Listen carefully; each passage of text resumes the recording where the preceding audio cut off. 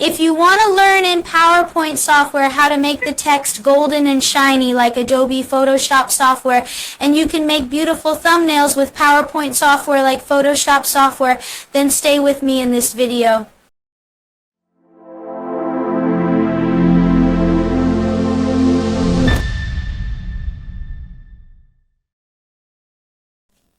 In the name of Allah, the most merciful, the most merciful. Hello to all of you. My name is Amir Mahdi Kihani, and I have come with another video from the Tech Shop group. So let's go to our video. Okay, enter the PowerPoint software. The first thing to note is for your thumbnails. When you make your font golden, make sure to put a black frame under it because it will be very beautiful. And when you put your channel logo under your thumbnail, because we have 10 videos, your channel logo will be under all 10 videos. Well, I want to teach you how to make both this 3D mode and this round line and your text golden. Well, the first thing we do is called the format part. Here they say that the text of the same line is far from here. They say, and we beat Morleans. We will give 10 here.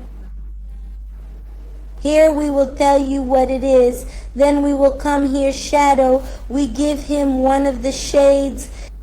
The color is definitely brighter than we make our golden text. I choose this color, then I set the number 60 to 0 and the size to 101. Then I set the next option to 0. After that I raise the angle a bit. For example, 71 is good. And the bottom too. Well, now you can see that the shadow has been created, but the one that is red, we have to change its color to red so that it creates 3D. Next we come for the color from gradients fiber, red, red, then pale red, then red, pale red, red and red, and go until the end we have a rich red. It will be beautiful. And now the gold that I am telling you now. Gold comes yellow, then yellow, more intense yellow, bright yellow.